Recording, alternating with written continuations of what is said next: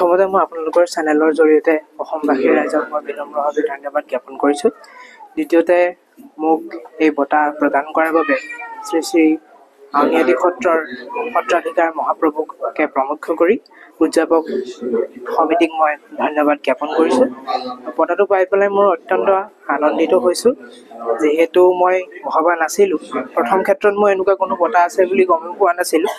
যেতিয়া মই সংস্কৃত বিষয়ত সৰ্বোচ্চ নম্বৰ ভগৱন্তৰ কৃপাত পাবলৈ মোৰ নিজৰ কষ্ট আছে যদিও তেওঁৰ কৃপাত যেতিয়া পাবলৈ সক্ষম হ'লোঁ, তাৰপাছত মই গুণুক গানতকৈ ক'ৰবাত শুনিবলৈ পালোঁ যে এনেকুৱা বঁটাও আছে।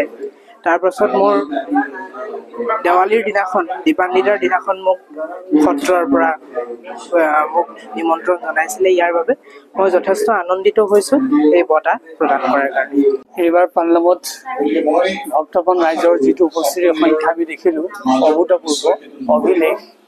এনেকুৱা সংখ্যাৰ উপস্থিতি আমি আগতে দেখা নাই।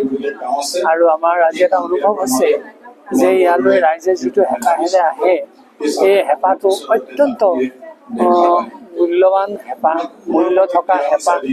আৰু কোনো আচলতে তেখেতসকলক আমি বেছি একো সুবিধা দিব নোৱাৰোঁ, কিন্তু যিটো হেঁপাহেৰে আহি ইয়াত সেৱা লয়, এই সেৱাটো সঁচাকৈ মূল্য আছে।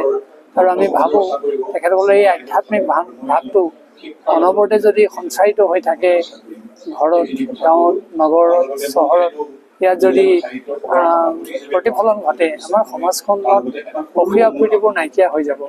আৰু এতিয়া আমি দেখিছোঁ যে এই পালনাম এটা অনুষ্ঠান হৈ থকা নাই, ই এটা জন মহোৎসৱলৈ ৰূপান্তৰিত হৈছে।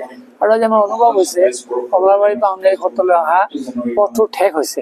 আমি চৰকাৰক এই নামৰ ক্ষেত্ৰৰ পৰা আহ্বান জনাইছোঁ, 4 লেন নোৱাৰিলেও 2 লেন কৰি দিব লাগে, তেতিয়া আমাৰ জনতাই অন্ততঃ হাৰাশাস্তিৰ পৰা ৰক্ষা পাব।